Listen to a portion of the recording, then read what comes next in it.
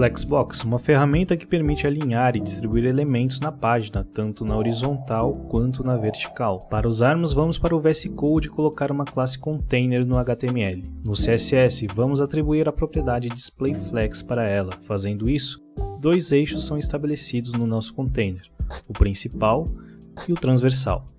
Quando adicionamos os elementos filhos no container, eles se alinharão ao eixo principal. Essa é a chave para você aprender, porque agora conseguimos mudar a direção do eixo principal com a propriedade FlexDirection. Se definida para column, o eixo principal torna-se vertical. Se definirmos para row, permanece na horizontal, que é o valor padrão.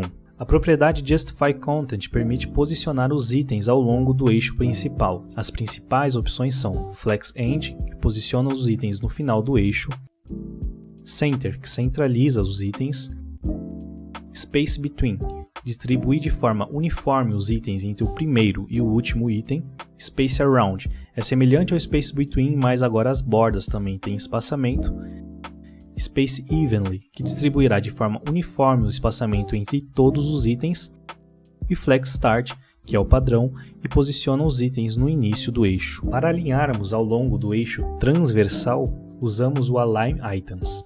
Como principais opções temos o Flex Start, que é o valor padrão e posiciona os itens no início do eixo, Flex End, que posiciona no fim, e Center, que centraliza.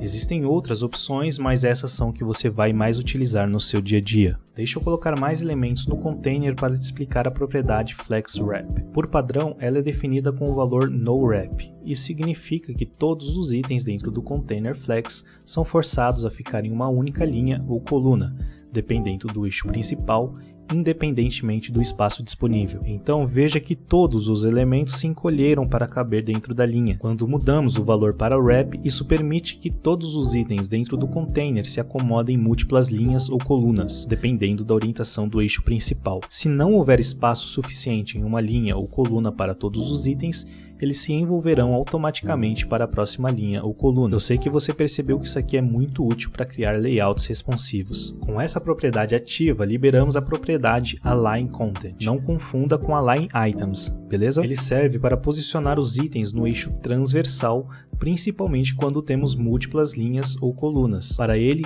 é possível definir os mesmos valores que podemos definir ao JustifyContent: FlexEnd, Space Between, Space Around, Space Evenly e Flex Start. Antes de continuar, vou voltar ao nosso HTML para exibir somente os 3 cards iniciais e no CSS remover as propriedades que não iremos mais utilizar. Aproveita e deixa um like aí se estiver curtindo o vídeo e se inscreva para não perder o próximo vídeo, beleza? Agora perceba que os elementos estão colados um no outro. Caso você queira dar um espaçamento entre eles, você pode usar a propriedade Gap e especificar o valor desejado.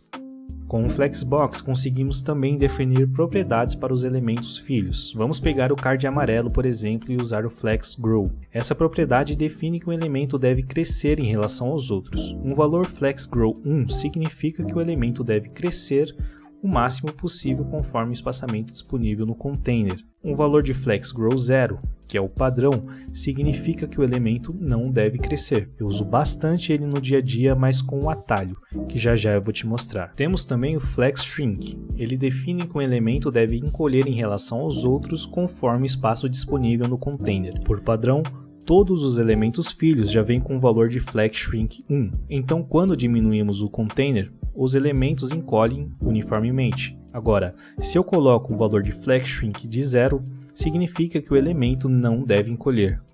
Já se eu colocar um valor superior para o card amarelo, veja o que acontece. Ele vai encolher muito mais rápido em relação aos outros. Vamos ver agora o FlexBasis. Basicamente, ele define o tamanho inicial do elemento. O tamanho inicial é o tamanho que o elemento terá antes que o FlexGrow e o FlexShrink entrem em ação. O valor padrão do FlexBase é alto, que significa que o elemento flexível manterá o seu tamanho original, que no nosso caso é 150 pixels. Mas, se colocarmos, por exemplo, os 200 pixels, ele inicialmente vai ficar desse tamanho se houver espaço no container. Lembra que eu falei que eu uso o FlexGrow só que com o atalho? O atalho é a propriedade flex. Ela pode receber 3 valores, sendo FlexGrow, Flex Shrink e Flex Bases respectivamente. Os valores para Shrink e Base são opcionais, e geralmente eu uso ela definindo o valor para Flex 1. Bom, com essas propriedades que eu te mostrei, você já vai conseguir fazer muita coisa. Minha dica agora é, abra sua IDE e pratique. Combine propriedades, altere os valores e vai vendo como isso reflete no seu layout. Se gostou, deixa um like e diga aqui nos comentários o que achou, beleza? Eu sou Cozelli e muito obrigado pelo seu tempo.